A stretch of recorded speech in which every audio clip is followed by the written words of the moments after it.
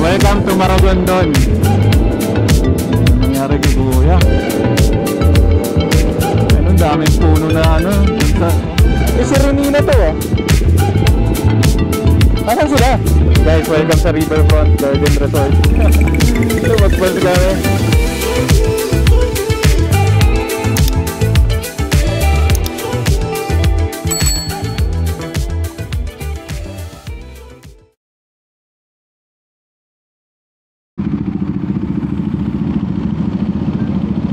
Guys, what's up? Punta tayo ngayon ng Cavite. Samahan nyo kami guys.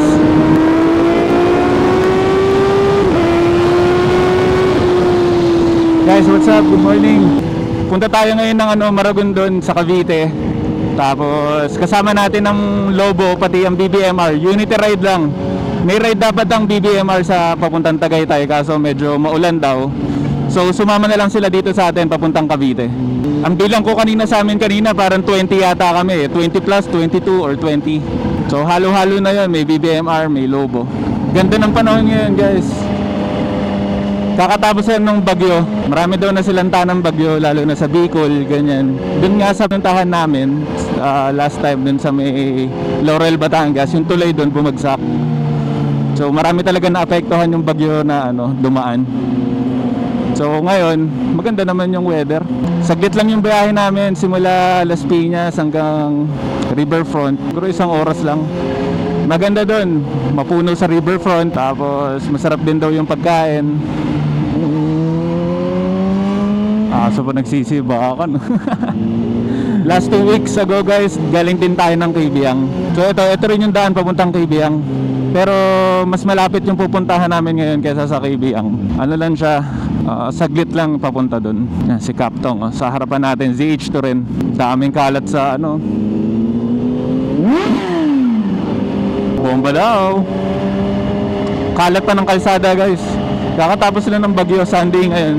Sobrang nag-uulan ng mga nakaraang linggo. Lakas ng bagyo. Tapos alam ko parang etong Sunday lang yung may libreng oras ulit para lumiwanag at mag-ride. Kasi alam ko meron ulit papasok na low pressure area. Tapos nakikita ko parang hahatakin niya ulit yung bagyong lumabas. So talagang puro ulan ngayon. So thankful tayo at ganito yung panahon ngayon. Ganda ng bag ni Treasure, lo. Ready na papuntang Ilocos. Guys, pupunta pala kami ng Ilocos na na yung sa invitational ride ng Singson family. Puta, prepared na kagad si Treasure, lo. Laki ng bag niya. So meron tayong in-order na bag. Iniintay pa natin dumating. Medyo na-delay lang dahil bumabagyo. Ang tatak nun ni Rhino Walk, tail bag siya. Maganda naman yung forma niya. Pwede na. So ang kasya dun sa bag natin na yon is 23 liters. Pag hindi siya na-extend, so pag na-extend siya 35 liters yata. So maglalagay tayo ng tail bag, pati ng tank bag. Yung sa tank bag naman natin, feeling ko ang ilalagay natin doon is yung kapote. Siyempre pag November 14, 15, 16 ng ride natin. Ang event is November 15. So aalis tayo dito sa Manila ng November 14. Biyahe yun. So guys, kung sino mga gusto sumama sa amin, sama lang kayo. Chat nyo lang ako. Meron tayong Facebook. Or comment kayo sa YouTube natin kung gusto nyo sumama. Ano lang kami pupunta doon sa vegan, siguro 7 lang o 8 lang kami sa grupo na pupunta. So yung iba kasi may mga negosyo, may trabaho. Kaya guys, kayo sama kayo kung gusto nyo. Time check ulit tayo guys, 8:22 ng umaga. Ang breakfast doon sa may Riverfront is lang, hanggang 10 o'clock lang daw. So after 10 o'clock, pang lunch na siya. So check natin kung maabutan natin. Guys, dito, iingat kayo dito sa intersection na to. Kasi may mga galing palengke, may mga galing kung san-san. Ayan, may mga e-bike. Ayan. Gutom na ako. Meron pala guys nag-comment sa atin sa last video natin, sa last upload natin. Shoutout sa iyo, Mr. Calbo Chronicles. Shoutout. Tinatanong ni Idol kung ano daw ba yung gamit natin na mount. Ito yung gamit nating mount. Ball mount siya na kinakabit mismo doon sa anuhan ng side mirror. So mas secure siya kasi kaya mo siyang higpitan. Kaya mo siyang higpitan dito. Tapos hindi na siya nagalaw. Tapos yung magandang clamp lang na ganyan, okay na siya, sobrang tigas. Kaya safe yung ano nyo, mga 360 nyo or kahit anong cam na gamit nyo. SM Tanza na kami guys. Saktong traffic lang. Pero parang normal na yan dito sa daan na to eh. Laging ganyan naman dito. Nakita ko dun sa menu nung ano, Riverfront, ano siya, madaming choices ng pagkain. Yung price din, sakto lang din. Meron dun mga American breakfast, may mga silog. Harap din yung mga beverages nila, masarap yung mga inumin nila dun. Ang angas na ito. Ano tong motor na to? Biglang naliko to si Kuya Hyundai Eon.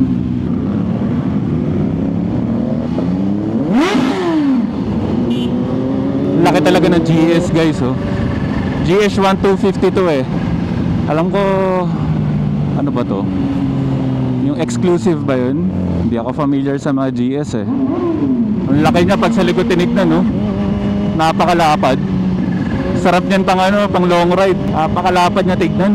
Daming tao. Daming natawid. Daming kotse.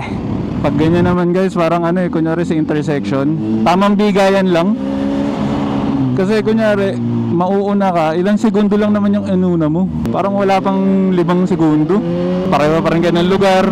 Hindi naman kayo magkakalayo. Kaya mas maganda, pagbigyan mo na lang. O bigayan na lang kayo, ganun.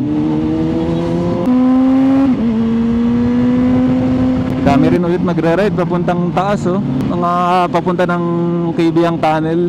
Lamig siguro dun sa taas. Tingnan natin kung may budol ride mamaya. Kasi may mga naririnig-rinig na kami kanina na ano eh. Baka pagkatapos kumain, magkayayaan papuntang Kaibiyang. Siyempre tamang papitik lang ulit. Oh, lubak. Yun dun sa ano, Riverfront guys. Ano siya, tabi siya ng ilog. Hindi pa ako nakapunta doon, pero si Ray Moto nakapunta na doon. Sabi niya tabi daw ng ilog, tapos sarap daw ng ano, ng ambience doon. Parang ano siya, nature tripping, mapuno, ganyan. Malapit lang siya, Maragondon lang. Ganda guys oh. Kitang-kita mo, ganda ng visibility. Kitang-kita mo lahat. Sana walang ulan. Ang laki ng lubok na yun oh. Parang hukay na eh. Laki ng mga lubak. Ay, sarap mag-ride. Kaso gutom na ako. Diba? Sobrang short ride lang. Hindi natin alam kung magkakabudulan mamaya. Tignan natin. Ito yung ano, parang Goldwing na Honda oh. Tignan natin si Bossing. Tignan natin. Ayun oh, si Bossing. Hindi ko alam kung anong motor yun eh. Kaya motor yun no. Pero Honda siya. So regroup lang kami dito guys. So guys, balik tayo papuntang Riverfront. Sana wag lang umulan. Wala pa tayong dalang kapote. Kanina sa bahay pinag-iisipan ko kung dadalhin ko yung kapote ko eh. Pero nung umaraw, nagtiwala naman ako. So yung pupuntahan natin guys sa Riverfront, 15 minutes na lang from dito. Kung uulan man, sana doon na kami abutan ng ulan habang nakain. Tapos titila, pag palis ulit kami. Bango, may tinapay. Gugutom na ako. Sarap umakyat ng Kaibiyang ngayon no? Mukhang malamig sa Kaibiyang. Pero dito lang tayo sa Maragondon. Hintay tayo kung may magkakabudulan mamaya papuntang Kaibiyang. Eh wala naman tayong gagawin mamayang hapon. Sama tayo kung meron, di ba? So guys, yan. Welcome to Maragondon. Lapit na kami. Ba si Kuya oh, naka full suit pa. Ready mag-Kaibiyang. Full suit si Kuya. Tapos wala pa siyang plate number. Rockstar. So from Las Piñas, tapos dito sa may ano, sa Ternate, bawas tayo ng isang bar sa gasolina natin. Ayun, bawas tayo ng isang bar. Tingnan natin kung magpapagas pa tayo mamaya pagpabalik. O kaya na to siguro pag pauwi. Siguro bumaha dito no? Taas siguro ng tubig dito. Sana ba yung mga sinusundan natin? Hindi ko alam. Tama pa ba itong sinusundan natin? Nasaan ba sila? Pero ito meron akong kasama. Dalawa lang na at parang 4 lang kami nakikita ko yun. Saan na sila press? Anong nangyari kay kuya. Dapa si kuya sa Memplang. So yung pupuntahan pala namin guys, hindi ko kasi sinearch kung saan pero parang papunta ng Kaibiyang na talaga to lapit na neto sa tunnel. Puerto Azul na kami ulit. Saan yung mga kasama natin? Medyo dito guys, papuntang Kaibiyang. Medyo maputik, mabuhangin, hindi pa nalilinis. Kaya dahan-dahan kayo pag pupunta kayo dito. Daming puno na dun sa, may mga landslide po. Dahil dun sa nakaraang bagyo. Daming mga buhangin, putik sa kalsada. Pero nalinis na nila yung mga siguro mga bumagsak na puno na na humarang dito sa kalsada. Naputol na nila. Kahit paano may daanan na rin. Pau! Nandun ba? Asan kaya sila, press? Malubat na ako. Medyo naambon na dito. Lamig ng dito guys, ng hangin. Sobrang lamig. Pag nakabukas yung visor ko, pag tumatama sa mukha ko yung hangin, siya, mahapdi-hapdi sa lamig. Daming unggoy Hindi niya alam yung ingay. Ayun guys daming mga pinutol, mga nagbagsakan na puno dito sa Kaibiyang. Papuntang Kaibiyang. Ingat-ingat lang, medyo madulas.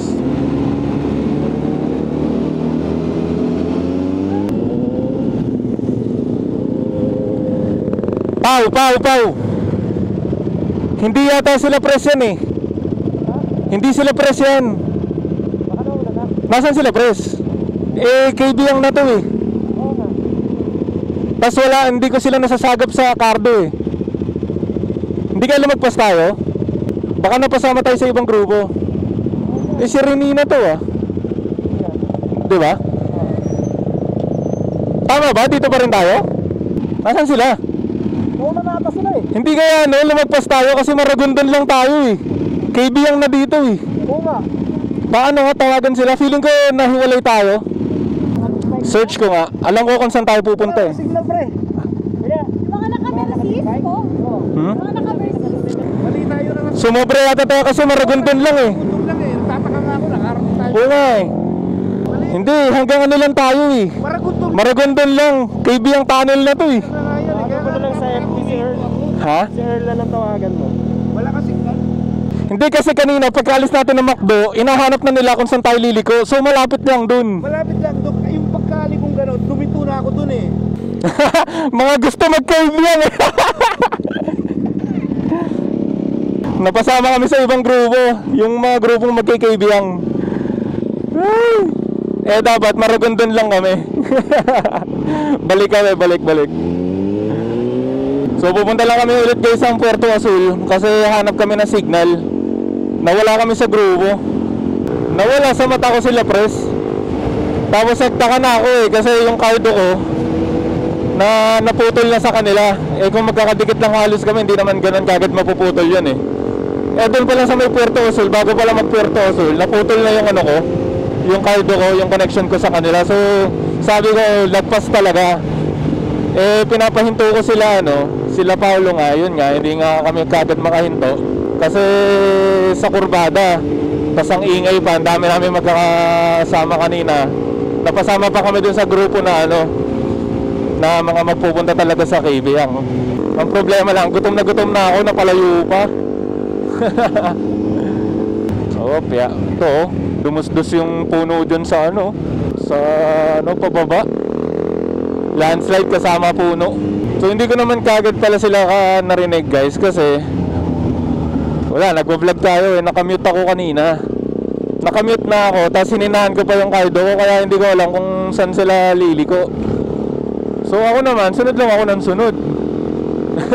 Hindi ko alam, ibang grupo na pala nasamahan namin. Pero kahit natin ang ganda pa rin na nakikita natin view. Yung mga hindi sumobra, hindi nila nakita yan. Ay nako. Diba? Short ride, naligaw. Napaganda pa ng kaunti. Kaso gutom na talaga ako. Yun ang problema. So guys, ngayon dito kami sa may sa Puerto Azul. naghahanap kami ng signal. Eto, medyo malayo nga yata yung ano namin. Kaso walang signal, di namin ma-search kung saan. Ha? Dumiretso tayo. Oo. Dapat sila kumaliwa. O, baba na lang muna ulit tayo. Nawala rin sa isip ko kasi nagbablog ako eh. Salita ako ng salita mag-isa. Ay kaputa, parang iba na to ah. O, sabi ko rin kay Paolo, diretso ba tayo? So guys, yun. Doon na lang kami diretso sa riverfront. Lumagpas kami guys. Ngayon, papunta kami mismo sa riverfront na lang. Na ano kami sa grupo. Nahiwalay kami. Yan, bali kaming 4 na lang magkakasama ngayon. Ganda oh. So at least si Paolo, pumasok na yung way sa kanya. Parang ano kami, 6 kilometers away doon sa riverfront. So game, balik tayo guys. Kaya talaga kanina sabi ko, nasan sila pres? Hindi ko alam kung nasaan. Kung kailan yung gutom na gutom ka, tsaka naman biglang ano, lalagpas ka. Thank you. Nagbobomba sila doon, inuhugasan nila yung ano, semento kasi maputik. So binabasa nila, nililinis nila. Oh, dito kami lumagpas guys. So guys, itong riverfront parang liblib siya. Medyo ano siya, nasa may parang kasulok-sulukan siya. Woo! Basta putik yung taas. Aray ko. Kung pupunta kayo dito guys, medyo malubak lang. Pero okay naman. Hindi naman ganoon kalala. Huwag lang kayo kaharurot kasi ayun, tingnan niyo to. Meron mga ganyan no. Pababa ulit. Kaya dahan-dahan lang dito guys. Bawal lumano ng linya. Taas niyan. Semplang ka dyan. Taas niyan no. Nasaan na kami? Yan dito guys, welcome sa Riverfront Garden Resort. Lumagpas kami. So at least dito na tayo. Eto guys, medyo off-road lang dito. Pero manageable naman. Sundan lang natin dinadaanan ni Paolo. Yeah, safe. Ooh. Medyo maputik.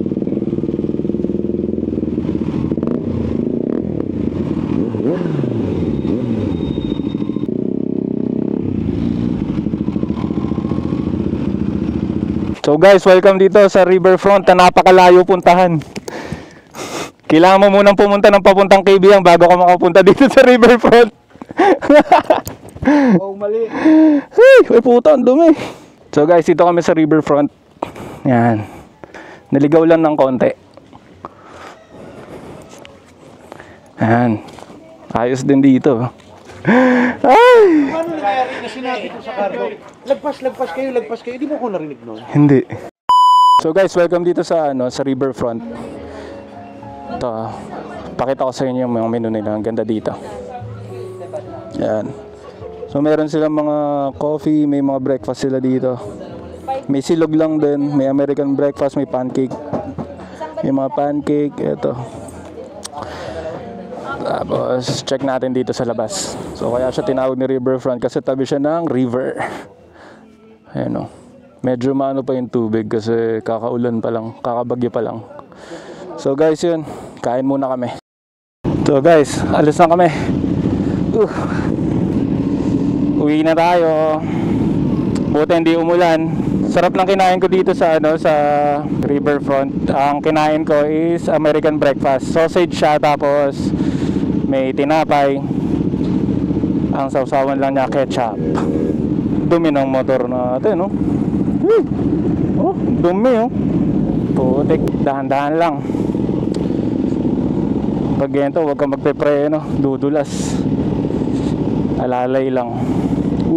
Lambot ng lupa din. Dito sa riverfront, guys, punta kayo dito kung gusto nyo mag-chill. Tapos kung gusto nyo breakfast ride lang, pwede doon. Malaki naman yung paradahan doon. Pwede pang motor, pwede pang kotse. Yan, medyo malubak lang para sa mga motor, pero ano naman, okay naman siya. So guys, yun lang. Thank you ulit sa lahat ng sumama. Kung hindi ka pa nakasubscribe, subscribe ka. Comment, like, share, and subscribe sa Dubi Moto.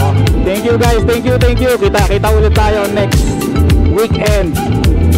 Next breakfast ride natin. Napapalapit na guys yung yung Ilocos Invitational Ride. So bantayan nyo yun. ulit guys sa mga lahat ng gusto sumama. Sama kayo sa amin. Chat nyo lang ako. Open kami kahit sino pwedeng sumama guys. Let's go!